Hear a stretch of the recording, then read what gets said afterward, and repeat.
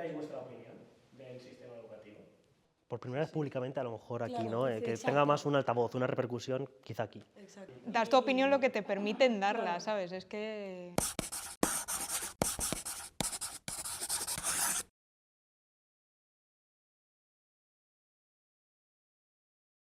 Uno de los primeros puntos que nos interesa tocar. ¿Por qué? ¿Por qué estudiamos lo que estudiamos? ¿Vale? De muy pequeña me preguntaba por qué las cosas se vendían y cómo se vendían. Entonces me puse como a leer mucho, a indagar y me gustó al fin y al cabo lo que era marketing y lo que para mí representa, que es el lado creativo de cómo llega un producto a ser ese producto. España porque, no sé, me parece que la calidad de vida, la gente es súper nice y, no sé, Europa siempre fue como el destino que yo quise tener. Yo primero estaba en ESIC, pero en Valencia, pero no me gustó Valencia. Y luego decidí venirme y cuando hice el traslado, yo estaba súper infeliz estudiando Digital Business. Era mucha programación, herramientas que no me gustaban digitales. ESIC como que te obliga a tener o una especialización o una doble. Y dentro de las que ofrecen acá en Madrid, lo que más me gustó fue habilidades directivas porque siento que es algo que todo el mundo debería tener porque al fin y al cabo yo creo que todos aspiramos a algo más que ser un simple empleado o tener órdenes de alguien y hay mucha gente que no sabe gestionar eso. Estudié humanidades, entonces ahora justo fue cuando cambiaron psicología del plan de antes que era humanidades a salud, entonces yo tenía buena nota pero no me dio. Me han interesado tres cosas en la vida, es las personas, las mentes, la cabeza pensante, me ha interesado mucho el arte y me ha interesado mucho los ordenadores. Entonces, claro, yo tenía un batiburrillo de decir, ¿qué puedo hacer con mi vida? O sea, es que ¿qué hago? Una profesora me recomendó, oye, pues criminología a lo mejor te gusta un poco, ¿no? Es ese lado oscuro de las mentes, te lo pintan un poco como pues, detective del inspector Gadget también. El lado quizá más perverso, más oscuro de la mente y fue eso. No. El primer año de universidad, a que no le ha pasado de quedarle muchas o estar un poco así de que vienes de haber estudiado la PAU, la EBAU, estás cansadísimo y pues el primer año es un poco, pues, está muy romantizada. Estudias muchas cosas, pero después que te gusten, es otro mundo. Cuando termine la carrera quiero opositar a la Policía Nacional.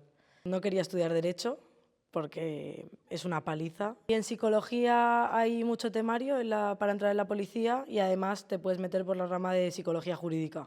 Además de que la mente humana es increíble y me interesa muchísimo. Igual con 15, 16 empecé a tener la idea de querer serlo. Estudié Marketing y Publicidad porque más o menos secundaria ya quería entender un poco cómo era el tema de la publicidad, cómo llega el producto a ser definitivo para las empresas y para el consumidor. Puedo considerar que se me dan bien los ordenadores y el ámbito digital, entonces el marketing digital sobre todo es lo que más me gusta, por así decirlo. Yo, siendo totalmente sincera, estudié eso porque tenía que estudiar algo. Yo no me metí a la carrera diciendo, buah, yo es que quiero hacer esto porque me encanta, me flipa.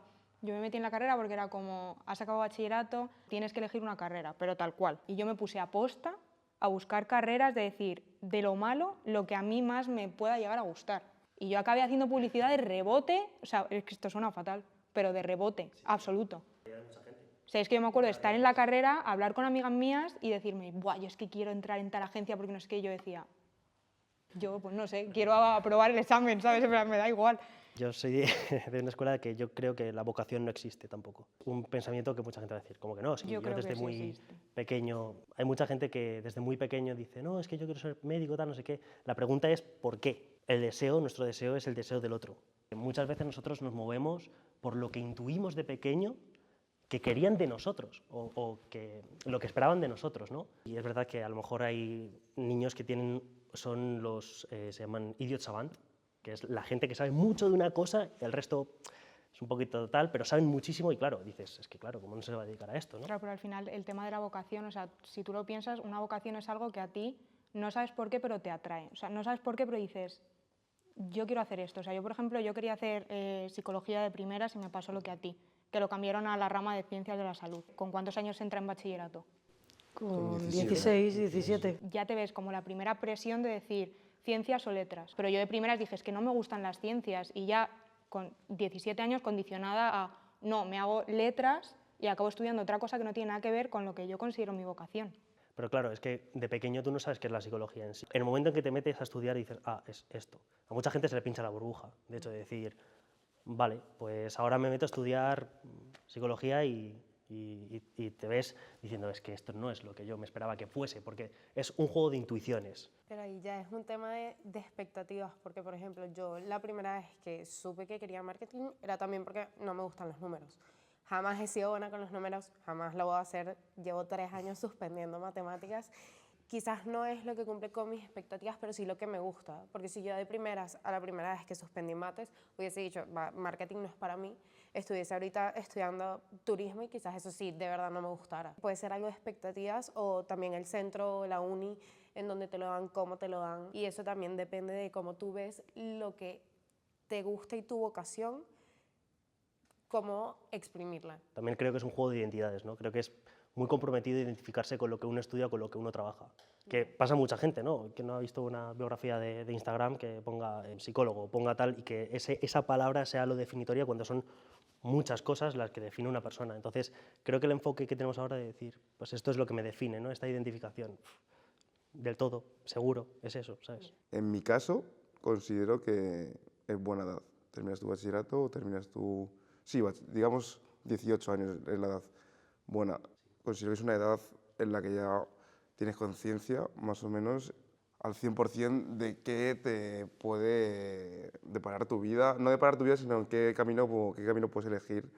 Desde un punto de vista biológico, el córtex prefrontal no se desarrolla hasta los 25, ¿no? Lo iba a decir, sí, sí. No sé si es una buena, o sea, si tu capacidad de decisión se ve un poco mermada, son muchas cosas que te están pasando a los 18 años, muchísimas. Y empiezas a vivir un poco la vida con 18, entonces yo creo que es una etapa un poco complicada para hacer una elección tan que te va a perseguir toda tu vida. Y imagínate, llevas 3 años de carrera y te das cuenta de que no te gusta y dejarla es difícil, ¿eh?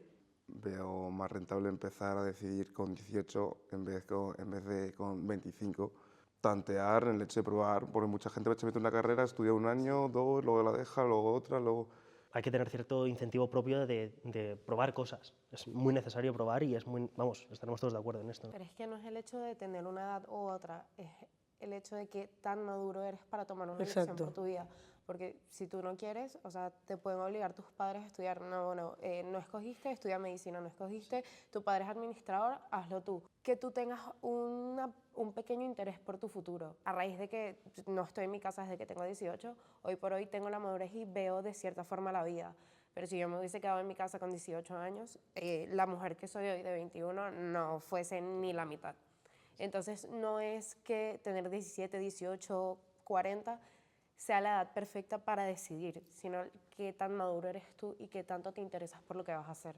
Y salir al mundo, que al final es lo... O sea, hay que darse la hostia de realidad, en algún momento te la tienes que llevar, entonces, pues cuanto antes, mejor. También si lo ves así. Yo fue a los 21 cuando decidí dejar el trabajo, cuando con todo lo que he estudiado decir, ¿qué estoy haciendo? Me gustan las cosas que he hecho a medias, ha sido por inercia. Mucho lo que pasa al universitario es la inercia, ¿no? De terminas el grado, máster, ¿no?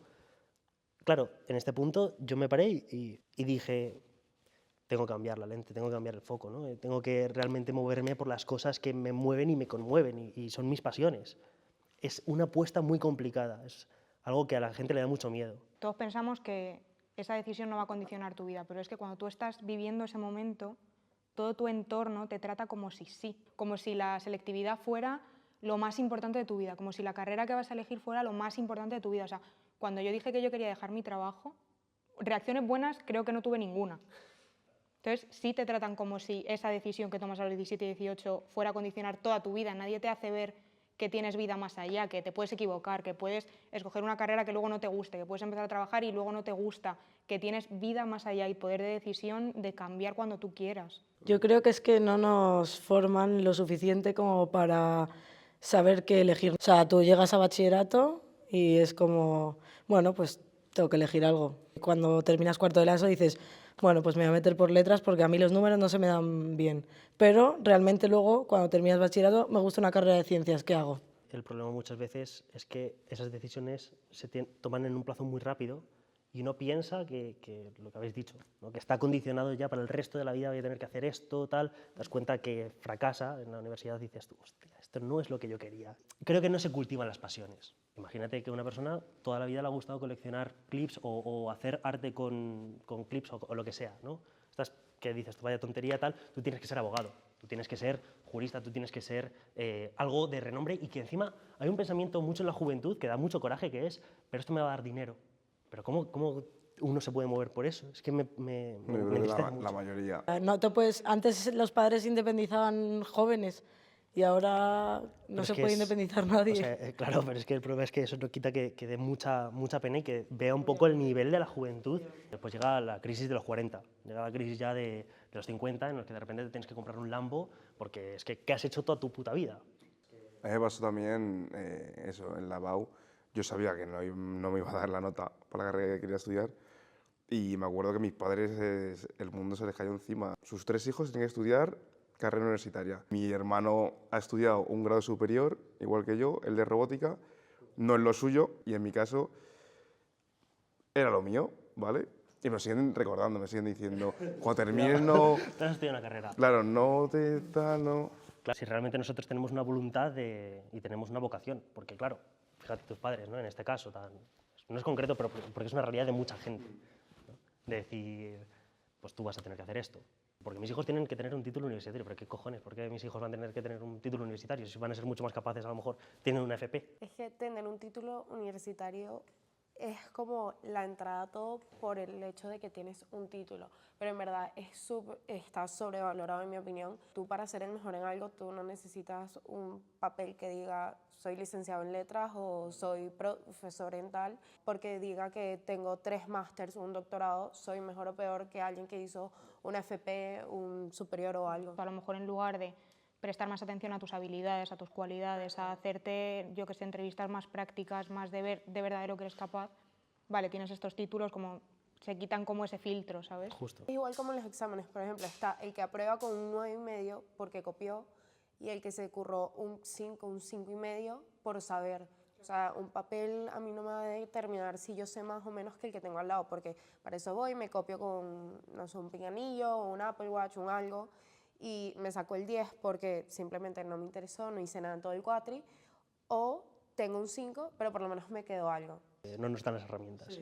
Es que no nos dan nada de información. O te avasallan a información que tampoco te entra en la cabeza. Te vas a ferias de educación o lo que sea, tienes 1000 stands de 1000 cosas que dices, buah, no sé, o sea, con tus 18 años que no sabes ni quién eres tú, ¿sabes? Y dices papeles, no sé qué, folletos, tal. Y tienes una sobrecarga de información también que eso muchas veces también confunde más. El problema es que yo creo que siempre eso lo hacen en segundo de bachillerato y te lo deberían hacer desde que eres más pequeño. Segundo o tercero de la ESO, que te empiecen a introducir ciertos temas laborales o lo que vayas a estudiar. Y motivarte a hacer lo que realmente te gusta, si te da bien o disfrutas con ello. Yo le daría a los chavales como más libertad de que no siempre que te vengan a lo mejor a dar una charla o lo que sea enfocado a carrera universitaria, a FP. O sea, me gustaría como que se abriera más la mente de la gente, de hablarte de todas las opciones que tienes, de que si quieres emprender puedes, obviamente contándote todo lo que conlleva. Creo que al final, muchas veces cuando tú acabas de estudiar y intentas entrar al mundo laboral o lo que sea, no estás espabilado, es que o sea, acabas de salir del cascarón, no estás nada espabilado, nada despierto y seguramente ni sabes lo que quieres hacer. Entonces, que te hagan un poco lo que tú has comentado, buscarte un poco la vida, ¿sabes? Que eso también te ayuda mucho a conocerte a ti primero, que creo que es imprescindible antes de poder elegir lo que quieres hacer con tu vida. El problema también es un sistema que está enfocado en la productividad, en el sentido de que a lo mejor tú lo que te gusta pues no es necesariamente a lo mejor lo que vaya a hacer millones una empresa, pero si las empresas están viendo que, oye, necesitamos más de esto, necesitamos más de este perfil, pues estás condicionado. Entonces hago cosas que generan dinero, que generan capital, pero que no sé ni lo que es. no sé ni lo que es. Hay muchos puestos que son mentira. O sea, si digo una verdad aquí y es un mensaje, o sea, mucha gente que está trabajando no sabe ni lo que está trabajando. Creo que son niños performando ser adultos, ¿no? Es una metáfora un poco bonita de decir, no sé lo que hago muy bien, lo hago, ya está. A mí me parece súper interesante, por ejemplo, la enseñanza de Estados Unidos, me refiero, que desde pequeños pues hagan clases de costura, de cocina. Eso yo creo que también incentiva mucho a los niños a ser creativos y luego a pensar en muchas cosas. Yo ya pensado, por ejemplo, pues, terminar el bachillerato y a lo mejor dar un tiempo determinado de 6 meses, igual un año a lo mejor es excesivo, pero de 6 meses, rollo con casos reales de gente que ha estudiado unas cosas o de otras, que te vengan a contar su testimonio y también como ella emprendedora o un emprendedor o cualquier cosa, pero para que te vayan bombardeando ideas. Es muy buena idea, ¿eh? Muy buena idea. Para mí, segundo de bachillerato fue muy divertido, porque tenía unos compañeros que además lo hacían bastante bien. Hay gente que según cómo lo gestione. Hay gente que se estresa más, hay gente que se estresa menos. A mí fue una angustia. Claro, pero porque es lo que te dicen, de no, es que bueno, este examen va a ser lo vital. Me estresé también, pero dije, bueno, pues hay que hacerlo y si sale bien, bien, y si no, pues ya habrá más oportunidades en la vida. En mi caso también fue después de pandemia y tal. El examen era diferente porque era que había 2 opciones que podías elegir y a mí en mi caso no me dio la nota y dije, bueno, pues no pasa nada. Claro, tenía la presión de todos mis amigos y amigas, han aprobado, a algunos sí les ha dado la nota, otros no, pero bueno, eligen otra carrera, no sé qué. Y a mí no me dio y yo solamente quería estudiar marketing y publicidad, 100%. Y ya cogí y dije, bueno, pues, ¿qué puedo hacer? Pues un grado superior de marketing y publicidad. Me estoy informando, las asignaturas, tal, cómo lo impartían y tal, y las prácticas donde solían ser más o menos aquí en Madrid. Sí que considero que, por ejemplo, me están dando una asignatura a lo mejor una persona que no está igual licenciada en eso, o sí que me falta un poco de actualización en el sentido de profesorado para eso. Yo sobre todo lo que pienso mucho es esa parte de hacer ver a los chavales que no se les va a acabar la vida si no les da la nota o si no entran a la carrera que ellos quieren. O sea, creo que se les somete o se nos ha sometido a una presión que es totalmente innecesaria o que se podría cambiar simplemente enseñándote todas las opciones. Porque yo recuerdo ir a clase en bachillerato que parecía que íbamos todos al matadero, con perdón. Y el modelo de memoria. Exacto, de lo memorizar. iba a decir, sí, O sea, sí, justo. hay una cosa ahora que la gamificación, ¿no? De convertirlo en juego, creo que eso es muchísimo más rentable, ya simplemente para actualizarlo en nuestro contexto actual, digital, etcétera. Lo que mide el test de cociente intelectual son tus habilidades académicas, y las habilidades académicas se puntúan por memoria, no por nada más, es la capacidad de memoria. Pero es que es verdad que hay gente que se le da mejor hablar, hay gente que se le da mejor, mucho mejor los deportes concretamente porque tienen esa facilidad y se las ha motivado.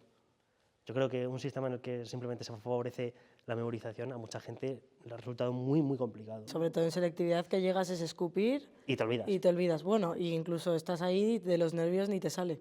A ver, yo creo que es necesaria porque si no habría mucha gente en las universidades y, o sea, es inviable.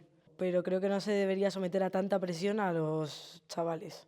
Claro, el problema es cómo lo haces, porque si encima si lo haces por poder adquisitivo, el que entre a una universidad que tenga dinero, pero eso ya sería muy injusto ahora. En mi centro escolar sí que es verdad que inculcan más el hecho de estudiar FP a estudiar una carrera. Pero sí que nos dieron charlas, vinieron a hablarnos sobre el grado superior y la verdad que estuvimos muy informados. Siento como que en las carreras, por ejemplo, sí que hay demasiada teoría en cada carrera, mucha teoría, mucho que estudiar teórico.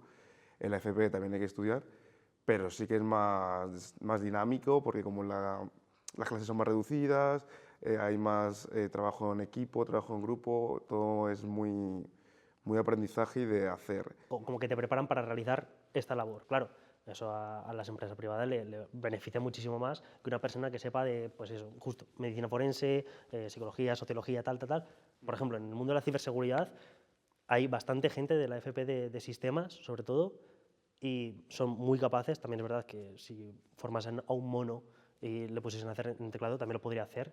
Pero es verdad que las capacidades no se miden tampoco por si has estudiado FP o si has estudiado universidad. No, Se miden tu capacidad de trabajo. correcto. En España se mira mucho. El titulitis, sí, sí. Se fija más en las carreras, rollo, si tienen una carrera, por lo menos entrevistan a esa persona. Y si es FP, pues como que se lo piensan. Tiene que ver muy bien el currículum y tal Mucho estilo. para, sí. Yo siento que, primero que todo, en una universidad privada muchas veces pagas más que lo que te enseñan, pagas por una reputación. Si tienes un currículum de IE y tienes un currículum de la Politécnica, las empresas evidentemente se inclinan más por IE. En la pública yo siento que no se valora lo que puedes lograr estudiando en una pública, no necesariamente que pagues más significa que vayas a saber más o que vayas a ser mejor. pero también que la privada se tiene mucho estigma de que es fácil, de que regalan las notas, en verdad no sirves y por eso fuiste a una privada. Una pública eres un número para el profesor, o sea, hay veces que tú vas y dices, mira, tengo una duda, y te dice, ¿tú quién eres?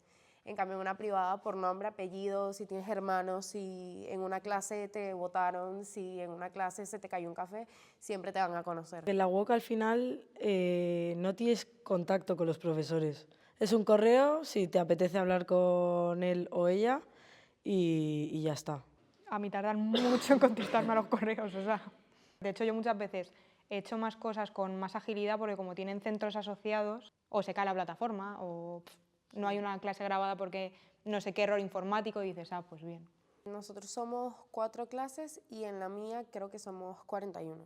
Éramos 100 y pico, lo que pasa que luego ya había gente que no iba o tal, pero no bajaba de 80 en clase. No es lo mismo grado que máster que doctorado. O sea, hay unos cambios increíbles y brutales por el nivel y por la cantidad de gente que hay. Además, son presiones de dos lados. Una es los planes que hay a nivel estatal de educación, que tú tienes que cumplir esto, esto y esto, y tú tienes que entregar este acta, porque si no, no estás cumpliendo tu trabajo, y la presión que hay encima del estudiantado, ¿no? O sea, de toda la parte de los estudiantes. El profesor universitario sufre mucha tensión. Me posiciono a favor del profesor universitario la primera y la última vez que vas a ver, pero no, sí, eso es una realidad. Creo que no irradias una cosa sin enseñar un poco de la otra, y al final, incluso estudiando ahora a distancia, me he sentido más escuchada por profesores de la UNED que de la Rey Juan Carlos cuando iba en presencial. En la UNED sí que me ha pasado de decir, joder, este tío se interesa de verdad porque nosotros aprendamos, entonces creo que va en el poquito que les puede quedar de la vocación. Cuando tú no estás disfrutando con esto, que también es verdad que si haces algo que te puede encantar y lo tienes que hacer porque sí, todos los días de tu vida estás aguantando a gente que a lo mejor ni le interesa, porque hay mucha gente, universitarios, que estudian y dicen, bueno, me la fumo esta clase, estoy aquí porque me han dicho que tengo que estar aquí, tengo que firmar un papel. En mi caso, por ejemplo, este último año he notado que daba las clases con diapositivas sobre todo y tal. Se les ha notado en alguna que otra clase como que no han hecho ellos esas diapositivas, esa presentación sobre el tema. Por ejemplo, en la UNED, que tienes la opción de verte clases grabadas de otros profesores o lo que sea, yo he llegado a ir presencial a la clase de uno porque era el que tenía al lado de casa, que su clase fuera así, decir, mira, en la presencial no podía, pero en esta sí, no vuelvo y me veo una clase grabada de otro de Las Palmas de Gran Canaria. Es raro también que en unas aulas en las que nadie tiene ganas de estar ahí se generen debates. Entonces, si estás en una clase que a lo mejor no te interesa mucho, no es lo que más te gusta de la vida, y tienes un profesor que está ahí, entonces la clase es sí, ¿todos de acuerdo? Sí, no os escucho. Vale. Lo único que se escucha al final son cómo se cierran los portátiles, se meten en la mochila y ya. No me gusta cómo se dirigen a nosotros, básicamente porque ellos tienen siempre la razón. Entonces tú, si les debates algo, ya es como que intentan salir del camino de una manera o de otra, pero te dejan ahí tapado. ¿Tú al profesor le ves como un igual, como que hay más familiaridad o no?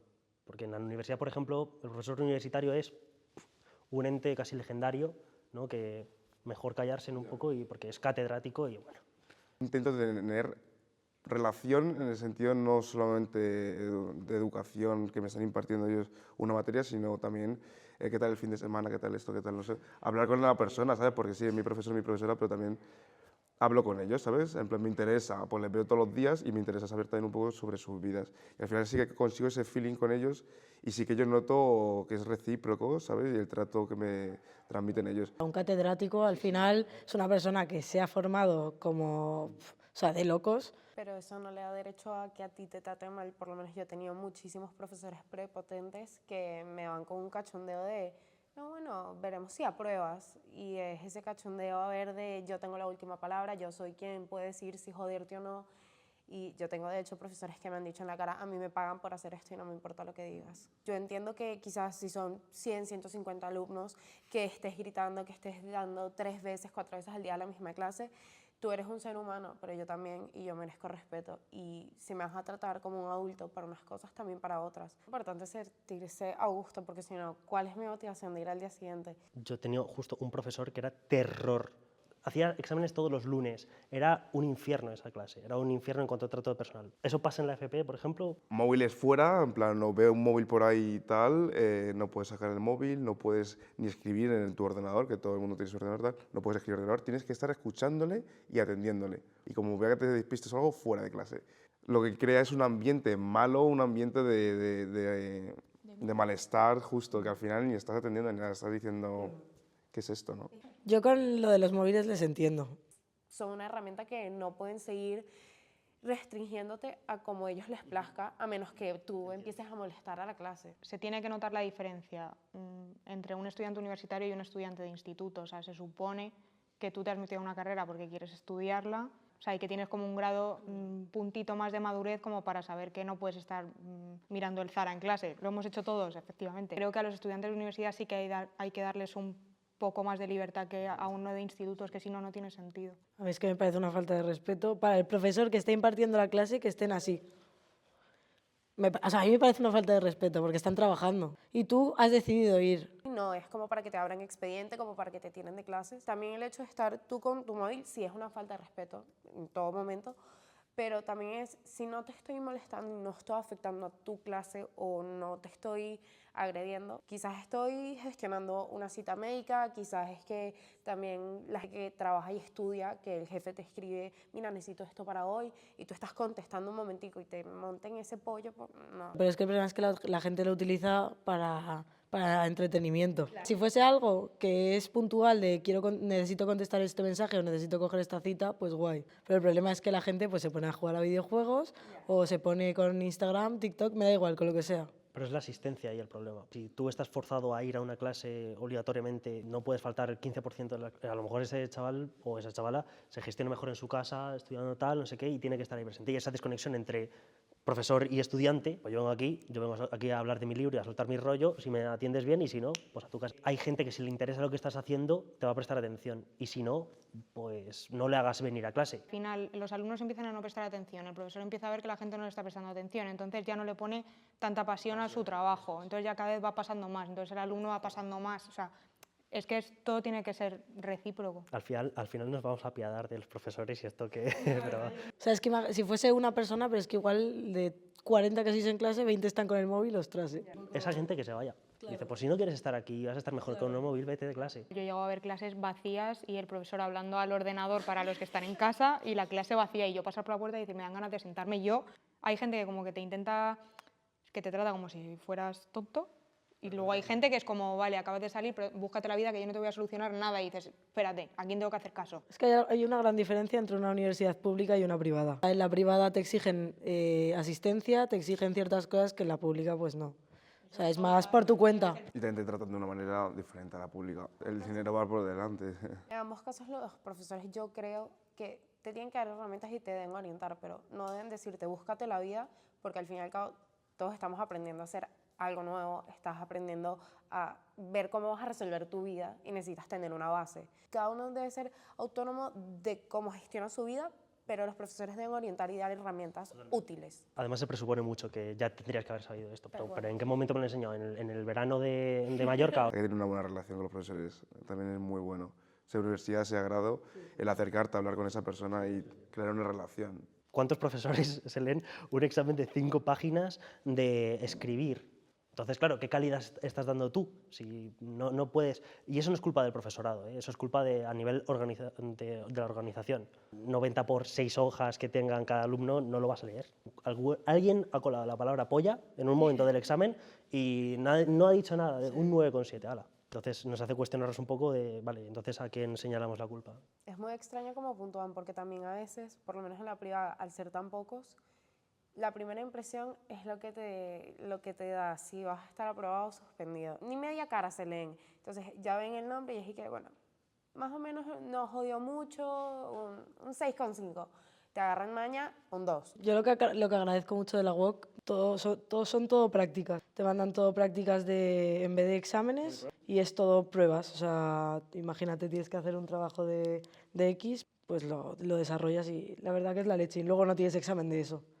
Si lo apruebas, la evaluación continua, no tienes exámenes. Los exámenes, una mierda. Son como una manera de ellos organizarse sus cosas y quién aprueba y quién suspende, pero no es una manera real de evaluar el conocimiento. No es la herramienta más correcta para conocer, para saber si el alumno tiene o no tiene conocimientos. Tú te trasnochas toda una noche, te comes 10 libros, 3 videos, de todo, vas, vomitas y ya luego te dicen, ¿qué es el derecho? No sé.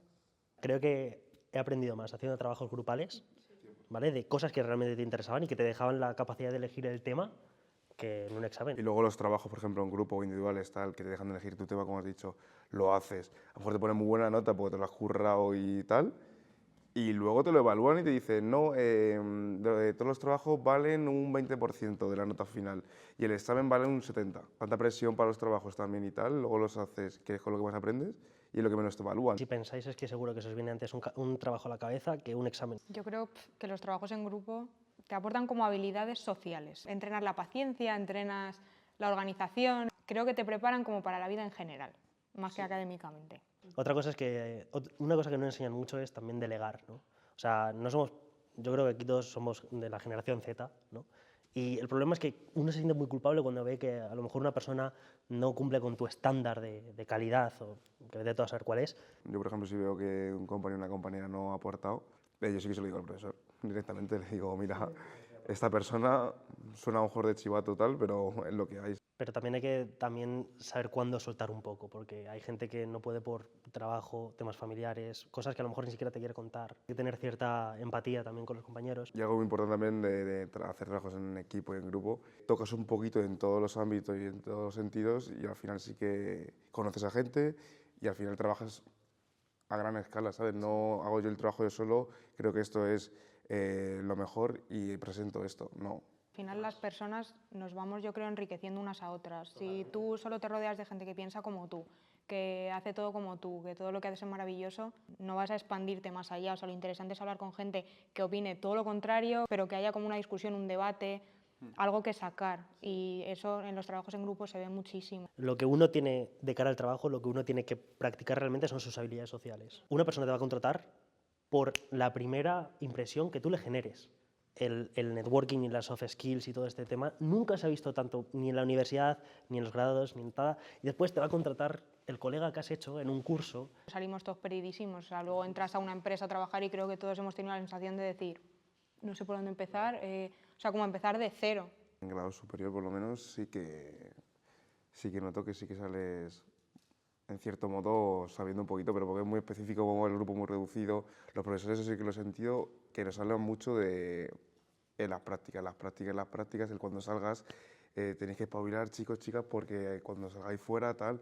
Lo bueno de la universidad es que aprendes las suficientes skills, ¿no?, para después desenvolverte sin que nadie te haya dado un duro por ti. Entonces ahí aprendes a buscarte todo el pan. Yo sí siento que por lo menos hay mucho contacto con las empresas. A mí sí me hablan muchísimo de las soft skills, de las hard skills, de todo lo que hay que tener, más que todo para complementar, saber rellenar un examen es para lo que en verdad tú vas a hacer el día de mañana. Pero veo una cierta falla todavía de que el sistema no favorece a lo que es la vida en realidad. La unidad es buscarte tú un poco la vida por conocidos, contactos o que tengas la suerte de eso, conocer a alguien que te puede meter en no sé dónde, o sea, facilidades como tal de decir, ¡hala, cómo me ayudan!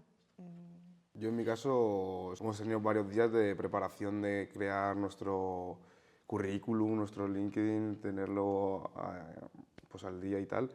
Y luego además de ello nos dieron la oportunidad de que nos buscáramos nosotros las prácticas o que nos ayudaban los profesores. El tema de prácticas es otro capítulo, porque eso es un trabajo, aparte de asalariado, muy precario, muy precario, y que va a seguir siendo precario durante mucho tiempo. Y se lucran tanto universidades como empresas privadas que toman su mano de un poco como esclavistas, ¿no? De bueno, estos chavales que salen sin preparar, les metemos nosotros en la empresa y que hagan los cafés, que tal, que no sé qué.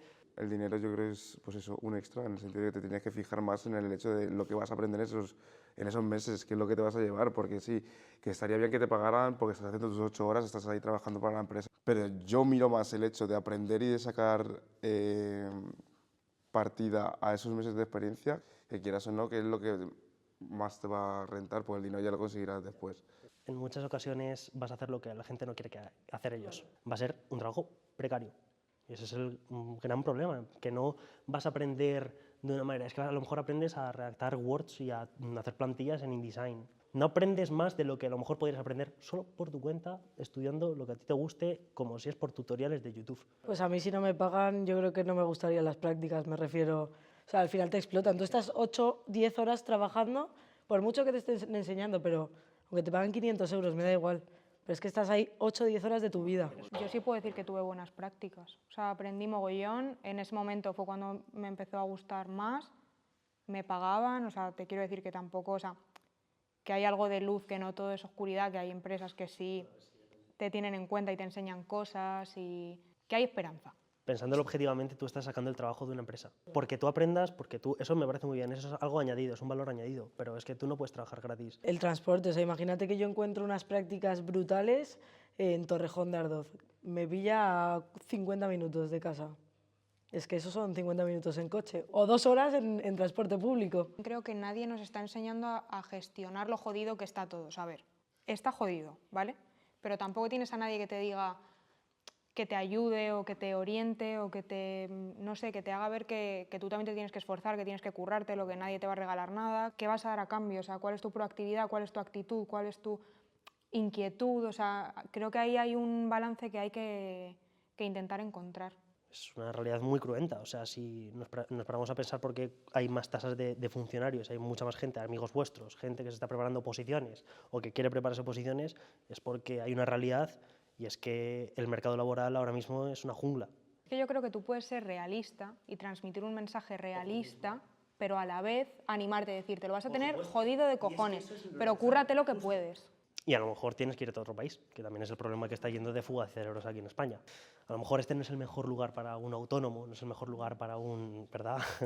En la nuestra nos han pasado la encuesta, por ejemplo, que es anónimo, ¿sabes? Y tú hablas sobre el profesorado, pero anónimamente, ¿sabes? Yo hago la encuesta porque, o sea, al fin y al cabo, de las universidades, de los centros, eres el cliente porque estás pagando por recibir una educación que en teoría va con tus expectativas. Yo no digo que me regalen la nota, no digo que me tienen que tratar de cierta forma, pero por lo menos si tengo un profesor pedante, un profesor que le escribo correos y no me contesta sino hasta el día de antes, si la encuesta no me va a servir, no me preguntes qué piensas de esto, si igualmente te lo vas a pasar forrilla. Y quizá la encuesta no es la mejor solución para lidiar con un profesor así. A lo mejor organización estudiantil y moverse así en distintas organizaciones estudiantiles que sí que se mueven más en temas, por ejemplo, en casos de abuso de profesores, ¿qué cojones pasa? No va a pasar esto a otra alumna más. Nos gusta quejarnos, más no dar la solución. Nos quejamos en petit comité, lo que hablamos de con nuestros amigos, no sé qué tal, pero es verdad que yo no creo que no conozco a nadie que haya dicho me planto enfrente de, yo qué sé. Hay gente que no le interesa lo más mínimo y hay gente que sí que está más comprometida con una conciencia social de colaboración entre alumnos. Ah, sí, sí, todos estamos en contra de esto, tal, a la hora de la verdad vas tú, dices algo y todo el mundo. No te sientes escuchado, porque es que van a hacer ellos su trabajo, un trabajo que han perdido la felicidad o la ilusión, que empezaron muy bien cuando eran jóvenes, ahí dando sus arengas y dando sus charlas y no sé qué. El problema es que después el estudiante pues, se siente totalmente ignorado, vilipendiado, pataleado. Es lógico. Tengas la sensación de que un profesor te está escuchando y está teniendo en cuenta tu opinión, llegan las evaluaciones, llega tal y no cambia nada. El profesor te quiere ayudar, pero es que él al igual tiene un superior y tiene a su superior y no puedes pasar por encima de las reglas ni nada. Si tú no cambias, lo que a mí me molesta como estudiante, como persona, como creyente, como lo que sea, yo igualmente mi actitud no va a cambiar. Yo creo que a toda la generación le ha pasado esto, cuando se es joven, ¿no? Es algo que la juventud siempre estaba perdida, eso ya lo escribieron en la antigua Grecia. Al fin y al cabo somos el motor del país, de la nación, de lo que sea la Unión Europea, da igual. O sea, si no se invierte en la juventud, es un país abocado al fracaso. Está todo muy desactualizado también en cómo imparte las clases, en lo que imparten y en todo está muy desactualizado todo. Yo creo que también habrá que empezar desde ahí. El problema es que los resultados a lo mejor son dentro de 20 años. Y claro, una persona no va a querer invertir tanta cantidad de dinero en algo en el que no le va a reportar un beneficio inmediato. Yo cambiaría el sistema de enseñanza, o sea, el memorizarlo, pues un poco lo que he dicho antes de lo de Estados Unidos, cambiar un poco el modelo de estudio, creatividad en general, porque creo que es muy importante para su futuro, para que piensen por sí mismos. Una educación basada en el deseo de las personas, en el sentido de lo que realmente conmueva, haz esto. Haz esto, aunque no vaya a reportar a lo mejor ganancias al corto o medio plazo, o sea, si es a lo mejor al largo plazo, increíble. Realmente tiene que hacer uno lo que realmente le guste, ¿no? Que creo que es lo que conmueva. Estamos acostumbrados a una enseñanza para un papel y para aprobar un examen. Yo no estoy lista para afrontar una vida, porque te puedo decir perfectamente Pitágoras, pero no sé cómo pagar impuestos, no sé cómo hacer un arroz, no sé hacer nada de lo que en verdad es el día a día. Es importante la teoría, pero es también qué haces tú con esa teoría para llevarlo a lo práctico y que eso práctico te dé frutos. Que a la hora también de enseñar, que lo hagan de una forma más dinámica, como nos gustaría a todos los alumnos. Lo primero que cambiaría sería quitar esto de que en cuarto de la ESO tienes que elegir ciencias, letras. Haría como una enseñanza más generalizada hasta que llegas al instituto. Tú puedes de repente querer hacer una carrera de ciencias, pero haber elegido la especialidad de letras. O sea, yo se lo quitaría y fomentaría más asignaturas que fomenten la creatividad, el tener que buscarte un poco la vida. En Estados Unidos hay programas que te hacen, yo que sé, inventarte cualquier cosa y salir a la calle a venderlo, por ejemplo. Yo creo que te hace trabajar un montón de cosas que en nuestro sistema no se trabajan y que nos prepararían un mogollón para la vida del día de mañana. ¿Por qué tenemos que hacer siempre cosas que sean útiles? ¿Para quién van a ser útiles? No sé, es algo más que ¿por qué no hacemos las cosas que... Soy un pesado con lo de la pasión, pero es que es la verdad. O sea, es que vas a ser bueno en lo que te guste y no en lo que sea útil o no. Es que quizás a lo mejor cambiar un poco esa lente. Amplitud, digamos, que no mejor un abanico más amplio en cuanto a utilidades, en cuanto a gustos. Y la salud mental, que lo has dicho, es... Y sobre todo a día de hoy, ¿eh? Porque... Y los chavales que vienen, las generaciones que vienen ahora están jodidas. Chicos, ha sido